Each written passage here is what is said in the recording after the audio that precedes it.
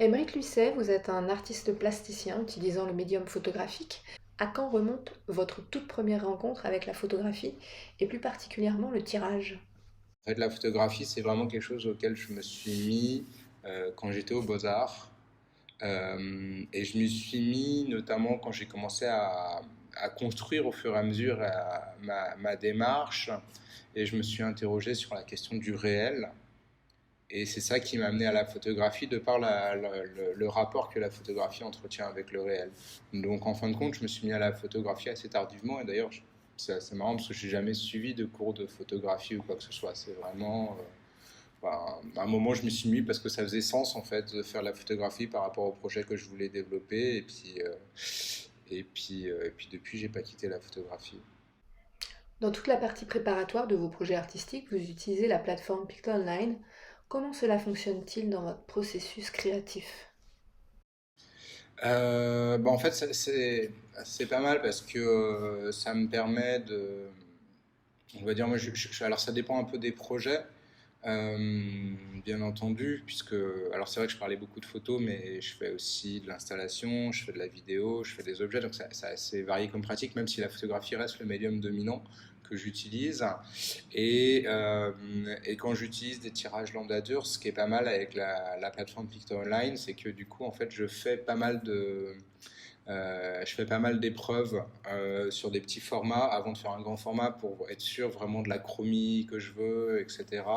Donc généralement, je me retrouve avec 15 photos au format 10-15 pour être sûr exactement de la chromie et puis j'en refais éventuellement d'autres que je modifie, etc. Et ça me permet d'être vraiment sûr parce que le problème, c'est qu'avec les écrans, même avec des écrans calibrés, etc., c'est très difficile d'avoir quelque chose de vraiment précis. Donc c'est vrai que pour moi c'est assez pratique d'utiliser la plateforme online comme ça, je balance mes fichiers, je les récupère, je vois et puis après une fois que j'ai vraiment choisi la chromie exacte que je veux, je vais faire je vais faire le tirage après grand format, contre-collé, etc. Comment se formalise la recherche des techniques adaptées à la restitution de vos séries, que ce soit avec des procédés anciens comme le cyanotype ou encore l'image animée?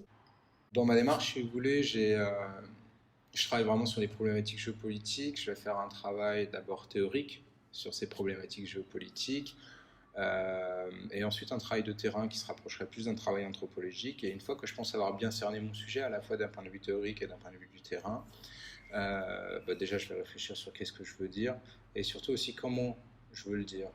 Et je vais vraiment réfléchir sur quel va être le médium le plus approprié pour traiter, euh, pour traiter le sujet que je veux traiter. Par exemple, dans la série Théâtre de guerre, donc dans cette série où je fais des mises en scène avec un groupe de guérillas kurdes sur une zone de guerre, et où je les invite à rejouer leur réalité dans des mises en scène inspirées de peinture classique.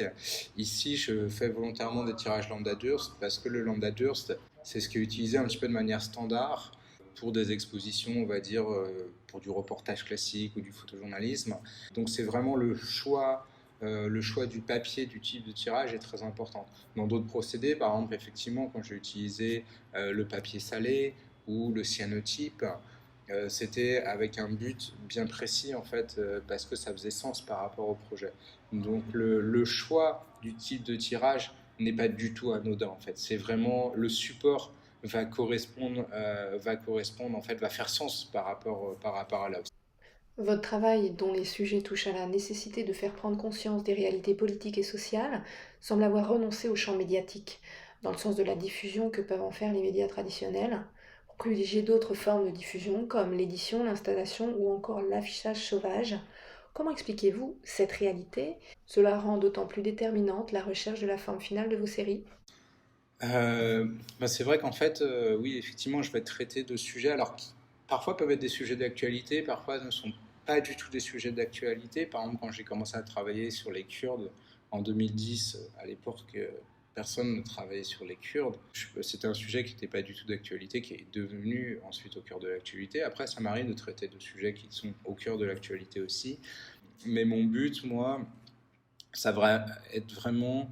déjà, je m'inscris sur un temps plus long et ça va être d'essayer de déconstruire les regards. C'est-à-dire que je vais pas Je ne vais pas forcément offrir un regard direct sur un sujet, mais plutôt inviter les gens à s'interroger sur une problématique euh, et offrir à voir des choses qui, il me semble, pourraient pas forcément être perçues à travers un article ou à travers une image de photojournalisme ou quoi.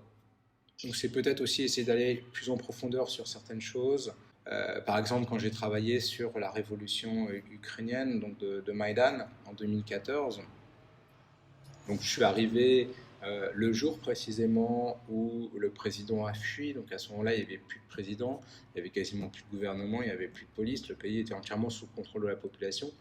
Et j'ai voulu capturer ce moment de latence vraiment où tout paraissait possible à travers 100 portraits de ces manifestants qui sont devenus des révolutionnaires.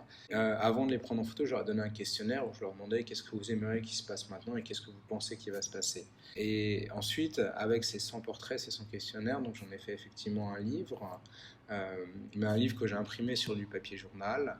L'idée étant de faire référence aux médias, sauf que là, on avait directement la parole de ces gens en fait. Effectivement, quand vous parliez d'affichage sauvage, c'est ce que j'ai fait 6 mois après la Révolution dans le Donbass, dans cette zone qui est sous l'influence de la propagande russe. J'ai été coller ces portraits, ces questionnaires dans les rues de manière à ce que les gens qui sont sous l'influence de cette propagande voient véritablement qui étaient les gens de Maïdan. Directement sans passer par un prisme médiatique, c'est-à-dire que on a ces portraits, c'est très brut d'une certaine manière, le portrait, le questionnaire. Et le questionnaire, c'est le questionnaire qui est écrit à la main par chacune de ces personnes. Et c'est ça aussi qui m'intéresse, c'est vraiment essayer de déconstruire certaines choses, comme avec le projet Shebab, par exemple, où lorsque j'ai filmé 24 heures de la vie de ce combattant, ou plutôt, j'ai fixé la caméra sur son torse et je l'ai invité lui-même à filmer 24 heures de sa vie, c'est aussi, là encore, déconstruire les représentations qu'on peut avoir de la guerre, puisque quand on regarde dans les médias, les représentations qu'on peut avoir de la guerre sont essentiellement basées sur l'événement. Ça va être le tir, ça va être l'explosion, ça va être un cadavre. Et donc on s'aperçoit que la guerre est très présente dans nos sociétés et en même temps extrêmement fantasmée. Et ce qui m'intéressait dans le projet Shebab, c'était de montrer la réalité de la guerre la plus brute possible. Et quand je dis la plus brute, c'est pas forcément la plus brutale, c'est la plus brute possible dans un sens de... Voilà, on a ce quotidien très ennuyeux de la guerre qui est basé essentiellement sur l'attente. On attend, on attend, on attend. Mais avec une tension permanente parce qu'on ne sait jamais si on sera encore vivant à la fin de la journée. On voit cette attente et d'ailleurs ce qui m'intéressait quand je l'ai mis sur Instagram aussi, ce projet, c'est le contraste qu'il peut avoir avec ce que les gens mettent sur Instagram où c'est essentiellement des images, on va dire, un peu extraordinaires de vie somme toute assez classique, alors que là on a une situation qu'on va dire qui est assez peu ordinaire avec des images pour le coup extrêmement banales, donc je trouvais le contraste intéressant. Voilà, mon travail c'est vraiment autour de ça, c'est essayer de déconstruire des regards, essayer de donner à voir éventuellement des choses, enfin déconstruire des regards qu'on peut avoir sur certaines choses qu'on pense bien connaître ou qui nous semblent familières et, euh, et sinon, c'est de donner à voir des choses qu'on n'aurait pas forcément vues aussi, quoi. Pour l'autre rive, un travail sur les réfugiés de la Méditerranée, vous avez choisi les cyanotypes sur lesquels les images disparaissent progressivement face à la lumière du soleil. Comment s'est imposé ce choix et comment s'est déroulée la réalisation de l'ouvrage? Peut-être en quelques mots pour expliquer le projet. Donc, c'est effectivement un travail que j'ai fait sur les réfugiés. Au début, je voulais pas spécialement faire un travail sur les réfugiés. Je me suis dit, pourquoi faire un travail sur les réfugiés? Après tout, il y en a déjà il y a déjà des milliers de projets qui ont été faits sur les réfugiés. Qu'est-ce que je vais pouvoir apporter de plus que ce qui a déjà été fait? Et en même temps, à chaque fois que je lis un article sur des réfugiés et que je regarde les commentaires que les gens font, que les lecteurs font, on voit des commentaires d'une haine absolument incroyable. Enfin, c'est d'une violence inouïe. Et au bout d'un moment, je me suis dit, mais je peux pas rester sans rien faire face au regard que certains portent sur les réfugiés. Et donc j'ai étudié pas mal les représentations qu'on peut avoir autour des réfugiés. Je me suis aperçu qu'en gros, il y a trois grands types de représentations. C'est des représentations qui vont être basées euh, sur l'événement. Ça va être l'arrestation, ça va être un réfugié en train d'escalader une barrière pour passer une frontière ou passer sous du fil de fer barbelé, éventuellement un cadavre. Mais premier type de représentation. Deuxième type de représentation, c'est des représentations qui sont plutôt basées sur la peur Et l'idée d'invasion, on voit des hordes de populations marchant les unes derrière les autres, des gens qui débarquent sur une plage, des images qui viennent appuyer en fait ces théories véhiculées par l'extrême droite, cette théorie du grand remplacement, mais pas que d'ailleurs, même pas que par l'extrême droite, malheureusement.